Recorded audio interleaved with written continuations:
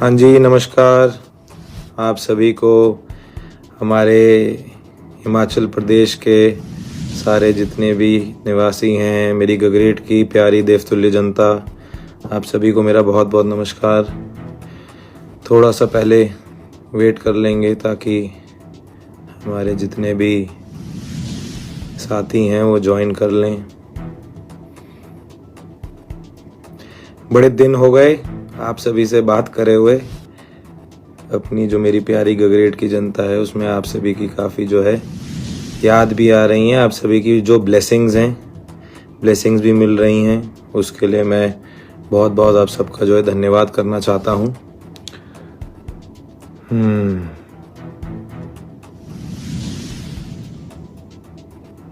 जय श्री राम सारे हमारे भाइयों को, सारी बहनों को। ऑलरेडी सवाल पूछ रहे हैं आप सभी, सो टू आंसर दोज क्वेश्चंस, जो बातें बोल रहे हैं उसी के लिए जो है आज मैं आपके साथ जुड़ा हूँ, भावनात्मक तौर पे कुछ बातें जो हैं आपके साथ साझा करने के लिए। So this is an effort from my end to communicate with you. तो चलिए शुरू करते हैं। सबसे पहले तो आप सभी को जो है मेरी तरफ से बहुत बहुत नमस्कार। हमारी गगरेट की देवतुल्य जनता को, खासकर मेरे जितने भी युवा साथी हैं, मेरी प्यारी माताएं बहनें, मेरे जितने भी बड़े बुजुर्ग हैं, आप सभी को जो है मैं अपनी तरफ से जो है नमस्कार करता हूं। आप सभी का जो है मेरा हमेशा की तरह जो है साथ देने के लिए, मेरे को अपनी ब्लेसिंग्स देने के लिए, अपनी अपार कृपा दृष्टि मेरे ऊपर बनाए रखने के लिए मैं आपका जो है बहुत बहुत जो है धन्यवाद करता हूँ। आज मैंने सोचा कि आप सभी के साथ जो है मैं ये लाइव के माध्यम से जुड़ूं। कुछ बातें हैं हमारे हिमाचल प्रदेश में, हमारे राज्य के परिप्रेक्ष्य में, हमारे गगरेट विधानसभा के परिप्रेक्ष्य में बहुत सारे मुद्दे हैं। हमारी जनता के अंदर जो है सवाल भी हैं, तो उन सवालों के जो हैं ऑफ कोर्स जाहिर सी बात है उनके जवाब भी देने हैं, कुछ अपनी तरफ से भी बातें रखनी हैं और क्लैरिफिकेशंस अपनी तरफ से भी सवाल पूछने हैं, and we need to address a lot of issues at large. तो सबसे पहले ऑन द आउटसेट मैं आप सभी से कन्वे करना चाहूँगा कि हम जो एमएलएज हैं, खासकर नॉट ओनली मी, हम जो कांग्रेस के 6 एमएलएज हैं और हमारे साथ हमारे 3 इंडिपेंडेंट भाई भी हैं, हमारा जो 6 एमएलएज का एक मामला है, आप सभी जानते हैं जिस तरीके से जो घटनाक्रम बीता 27, 28, 29 हमारे फरवरी का, तो उसमें हमारा जो मामला है वो कोर्ट में विचाराधीन है। तो मैं जो भी बातें रखूंगा वो कोर्ट के मान सम्मान के अंतर्गत मान मर्यादा का ध्यान रखते हुए उसके आधार पे ही रखूंगा, क्योंकि जैसे मैंने कहा द मैटर इज सब जुडिस। तो बहुत सारी बातें हैं जो जब तक हमारे कोर्ट की, ऑनरेबल कोर्ट की डायरेक्शन नहीं आ जाती उसके तक हमें जो है गरिमा अनुसार जो है हमने कुछ चीज़ों को जो है उसके ऊपर लीगैलिटी के एस्पेक्ट के आधार पे भी नहीं बोलना है। परंतु जब हम बात करते हैं संविधान की, अपने खुद के अधिकारों की, जनता के अधिकारों की, तो कुछ चीज़ों के ऊपर टच बेस करना बहुत ज़रूरी है। और जो हमारे परिणाम आए थे इलेक्शंस के 2022 के एंड में, फिर हम सब इलेक्ट हुए थे 23 में, उसके आधार पे एक जानना और समझना बहुत ज़रूरी है कि एक एमएलए जब रिप्रेजेंट होता है तो उसको आप सभी जैसे जानते हैं माननीय बुलाया जाता है, ऑनरेबल बुलाया जाता है। So why is that particular person called honourable? उसको माननीय क्यों बुलाया जाता है? माननीय विधायक गगरेट विधानसभा चैतन्य शर्मा अपने आप में माननीय नहीं है। जो कॉन्स्टिट्यूशनल अथॉरिटी इस पोजीशन को दी जाती है उसके आधार पे वो जो पोजीशन होती है उस पर्टिकुलर हलके का जो प्रतिनिधित्व करता है वो व्यक्ति जो है उस पर्टिकुलर हलके की रिप्रेजेंटेशन के आधार पे माननीय बुलाया जाता है। उसके आधार पे कुछ राइट्स एंड ड्यूटीज हर एक जो है निर्वाचित विधायक के ऊपर होती हैं। उसमें से एक जो ड्यूटी होती है वो राज्यसभा के इलेक्शन में वोट करने की भी होती है, राइटफुली अपने मतदान का जो है प्रयोग करने के लिए भी होती है। अब जो 27 तारीख का घटनाक्रम था जिसके अंतर्गत आप सभी जानते हैं कि हमारे प्रदेश में राज्यसभा के इलेक्शन हुए, जिसमें हमारी जो दोनों पार्टियां हैं उन्होंने एक एक कैंडिडेट जो दिया। अब जो इंडियन नेशनल कांग्रेस है उन्होंने माननीय सीनियर एडवोकेट श्री अभिषेक मनु सिंघवी को कैंडिडेट घोषित किया, एंड जो हमारी भारतीय जनता पार्टी है उन्होंने श्री हर्ष महाजन जी को जो है कैंडिडेट घोषित किया। इसमें गौरतलब एक बात है जिसको समझना जानना बहुत ज़्यादा ज़रूरी है कि ये जो इस इलेक्शन में वोटिंग होती है वो पार्टी के लाइन के आधार पे नहीं होती है। जो एक इलेक्टेड रिप्रेजेंटेटिव होता है, जो एक विधायक होता है, उसको गरिमा को के अंतर्गत पार्टी लाइन को टो करते हुए सदन के अंदर, मैं ध्यानपूर्वक ये बात फिर से दोहराना चाहूंगा, सदन के अंदर पार्टी लाइंस के आधार पे, विप के आधार पे वोट करना होता है। जो राज्यसभा का इलेक्शन होता है वो एट लार्ज विधानसभा के परिसर में जरूर होता है, बट जो माननीय सदन होता है उसके अंदर नहीं होता है। तो इसलिए जो 10th schedule of Indian constitution होता है वो उसके ऊपर लागू नहीं होता। मेरे जितने भी भाई बहन आज मेरे साथ जुड़े हैं, जितने भी बड़े बुजुर्ग जुड़े हैं, वो सोचेंगे कि ये किसी किताब में से किसी पन्ने की कहानी हमें पढ़ाने की कोशिश कर रहा है। मैं बड़े सरल शब्दों में और बड़े क्लियर शब्दों में बात करना चाहता हूं कि जब आप अपने मत का इस्तेमाल करते हैं और हमें चुन के भेजते हैं तो हमारे ऊपर जो है बहुत सारी जिम्मेदारियां होती हैं।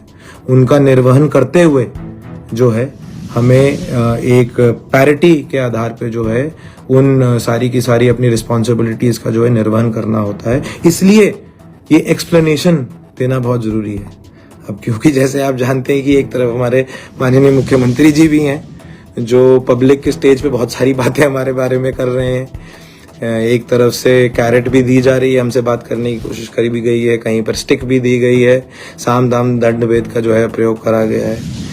आश्चर्य की बात है कि कहीं पर काले नागों के आधार पर बात करी गई है, कहीं पर मेंढक शब्द का प्रयोग करा गया है, कहीं पर मुर्गे शब्द का प्रयोग करा गया है। So I want to first of all make it very clear, और ये मेरे ख्याल से जनता की जो है जो उनके सेंटिमेंट्स हैं इन लाइन विद दैट, मेरे ख्याल से ये कहीं ना कहीं असंवैधानिक भी है कि जो हमारी कॉन्स्टिट्यूशनल वैल्यूज हैं उनको मद्देनजर रखते हुए हमें गरिमापूर्ण तरीके से जो है अपने शब्दावली का प्रयोग करना चाहिए।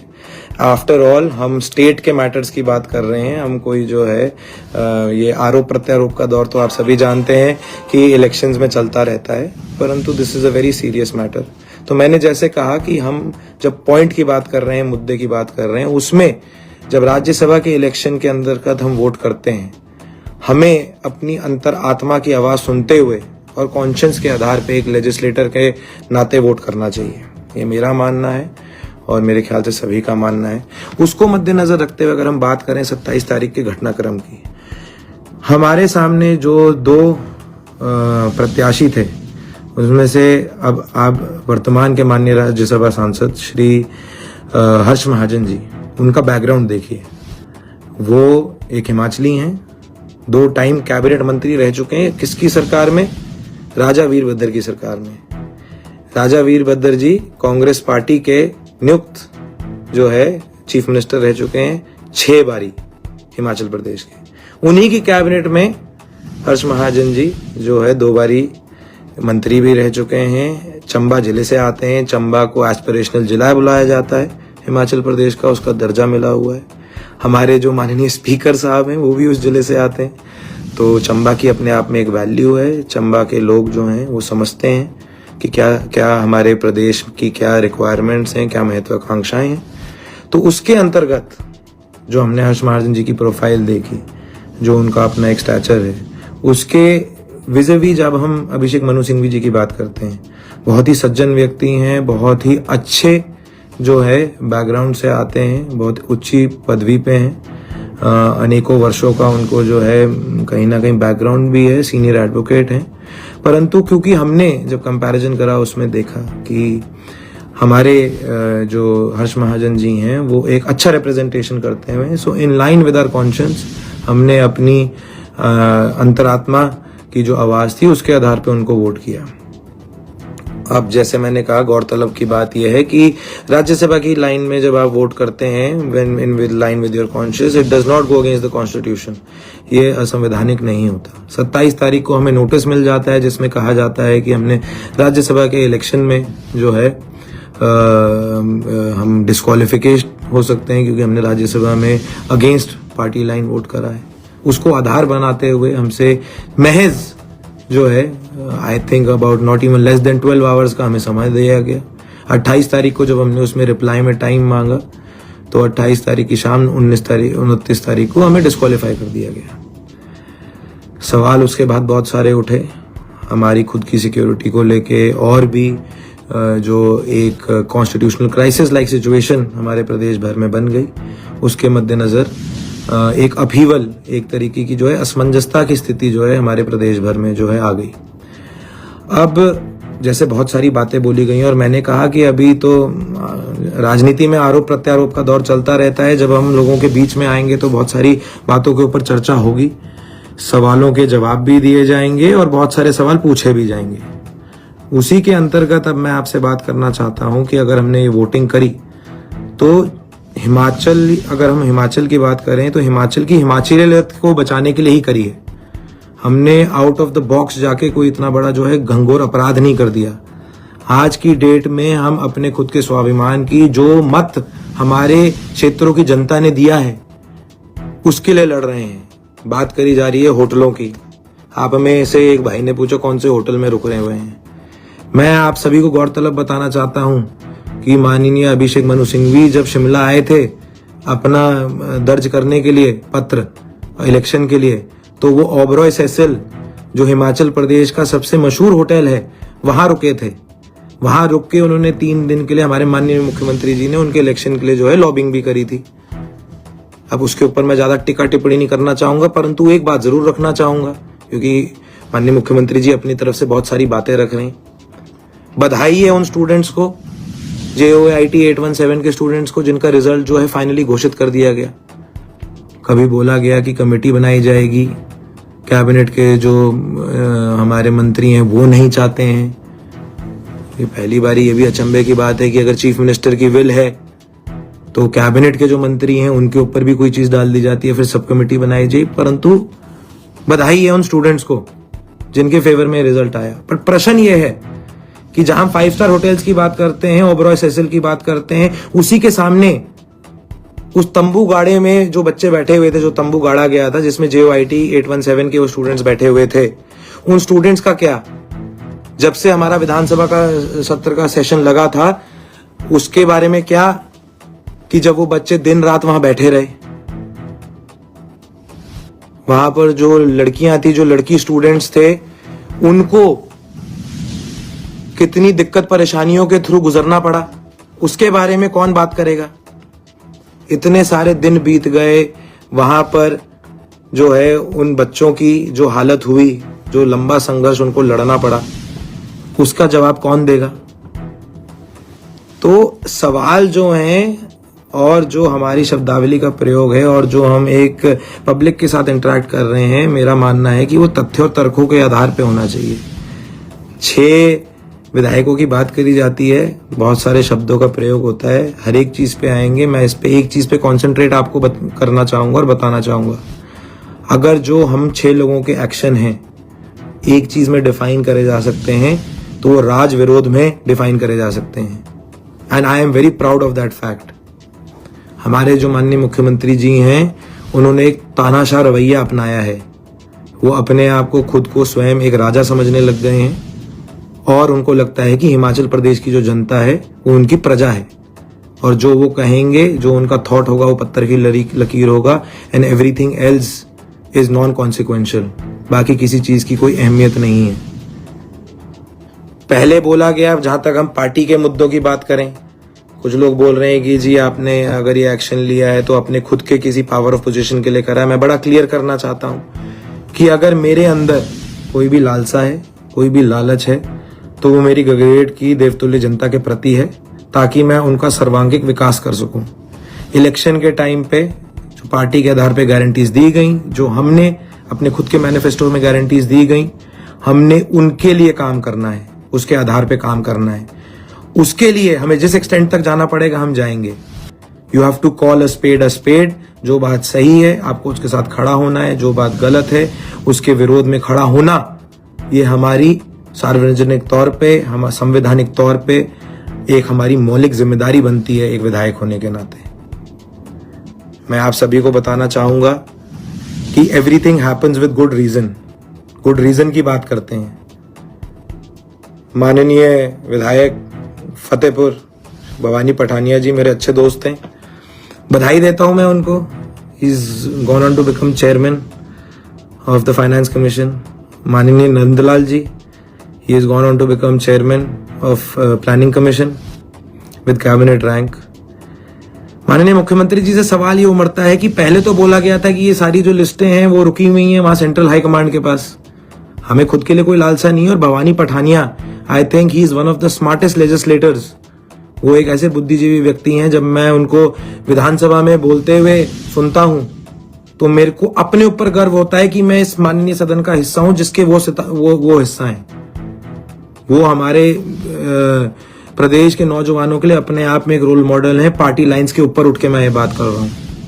इंडियन नेशनल कांग्रेस से संबंध रखते होंगे बहुत सारे आप दोस्तों को, इस पे भी टिक्का टिप्पणी करने का जो है, चुस्की लेने का कहीं ना कहीं फीलिंग आ रही होगी कि अरे ये तो उसकी बात कर रहे हैं, पार्टी की बात कर रहे हैं। नो, जनहित में अगर हम बात करते हैं, लेजिस्लेटर्स की वैल्यू देखते हैं, तो भवानी पठानिया जी जो हैं, he is a mark above a lot of people I believe. जिस एज पे वो चुन के आए हैं, कॉर्पोरेट बैकग्राउंड से आए हैं।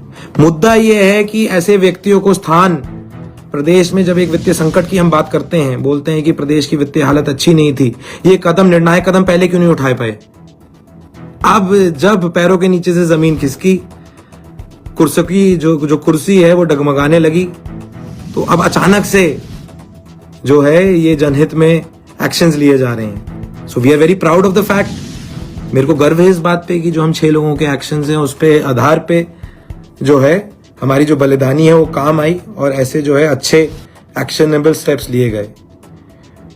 मेरी जो शिमला, अपर शिमला से और अपर हिमाचल से जो जनता मेरे साथ जुड़ी है, और भी अन्य क्षेत्रों से जनता जुड़ी है, आप सभी जानते भी होंगे। सौरभ चौहान एक यंग लड़का है, इंडियन नेशनल कांग्रेस को बिलोंग करता है, मेरा बहुत अच्छा है, मैं उनको अपना मित्र मानता हूँ।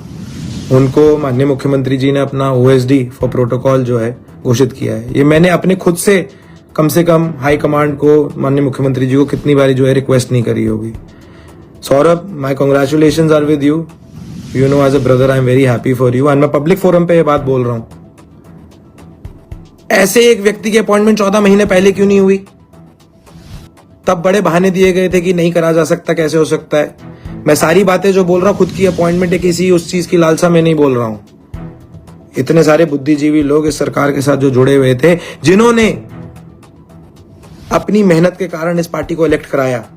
बहुत इंपॉर्टेंट बात है ये, क्योंकि माननीय मुख्यमंत्री जी ने ये भी बोला है कि ये जो 6 लोग थे, इन्होंने तरले किए पार्टी के।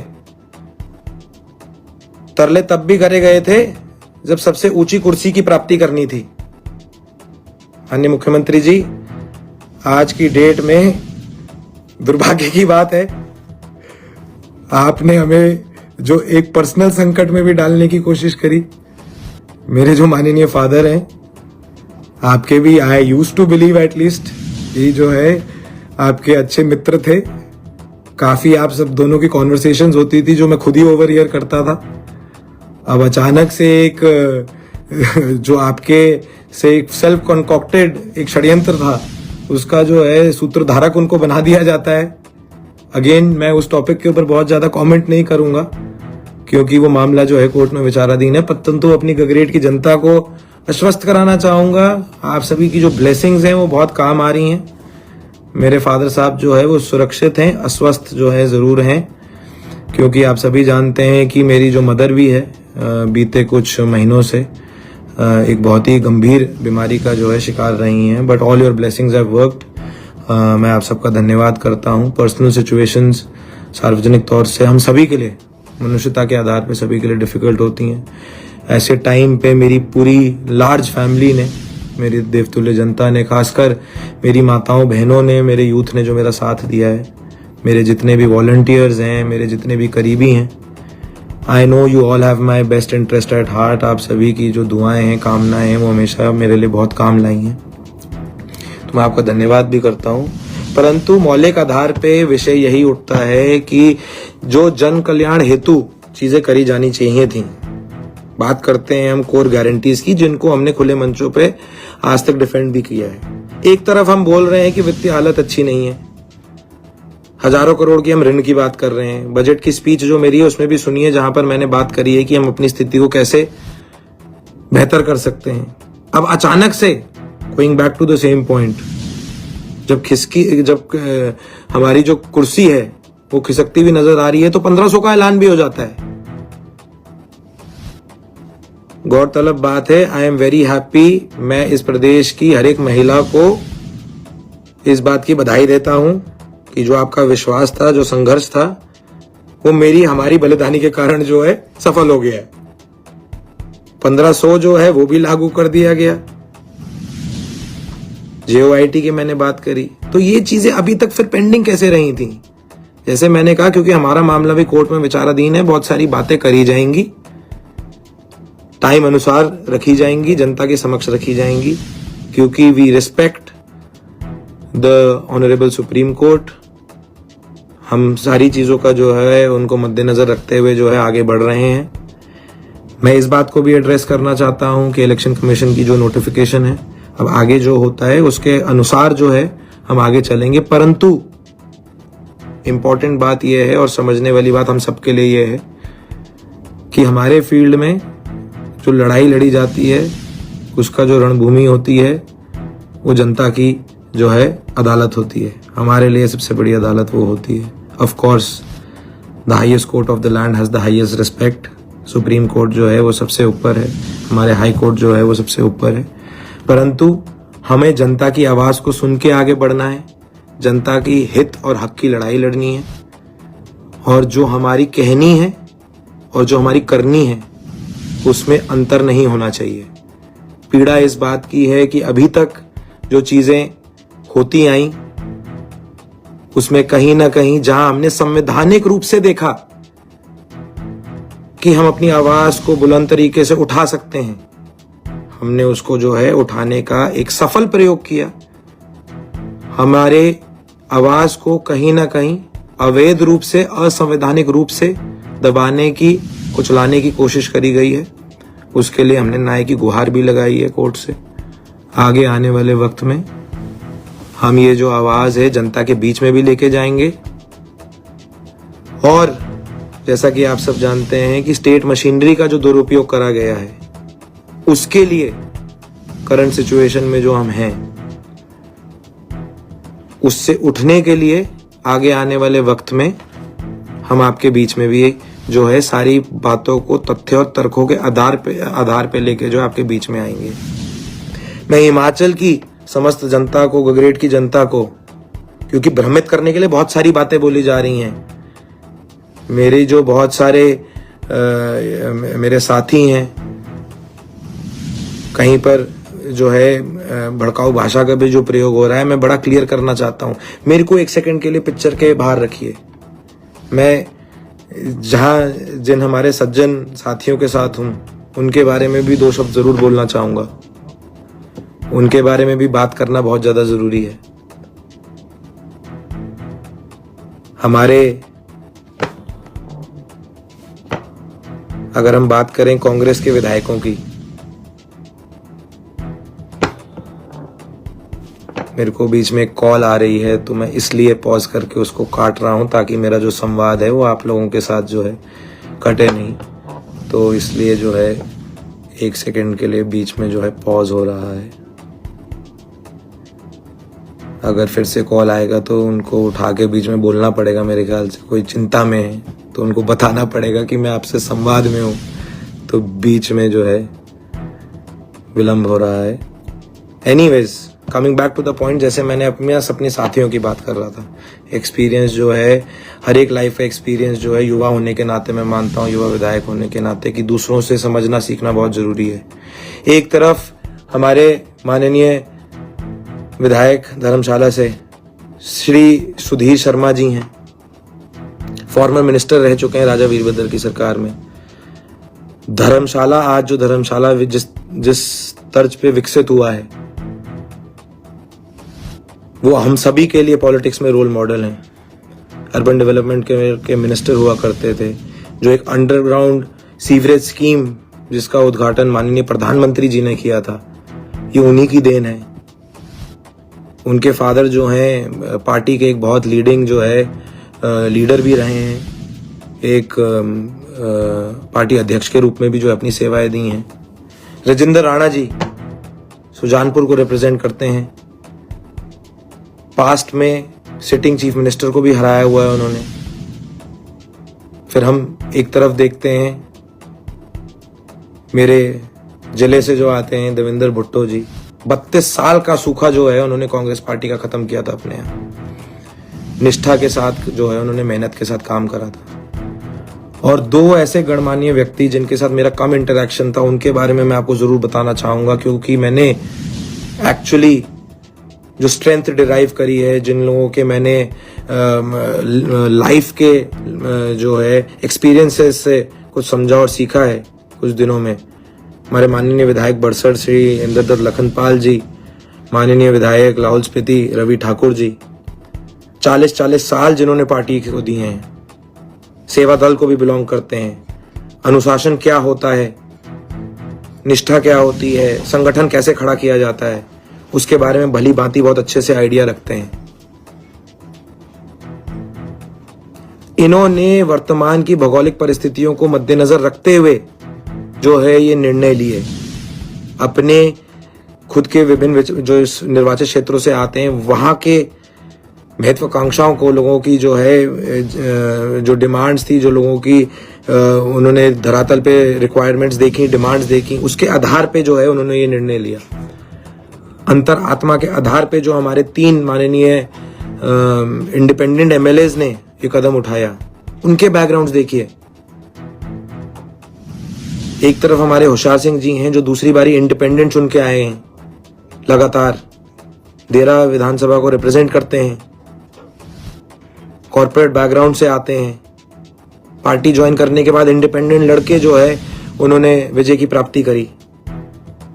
केएल ठाकुर जी जो खुद ही प्रशासन का हिस्सा हुआ करते थे, he has served as XEN in IPH, तीसरा इलेक्शन लड़के दूसरी बारी इलेक्ट होके आए हैं इंडिपेंडेंट।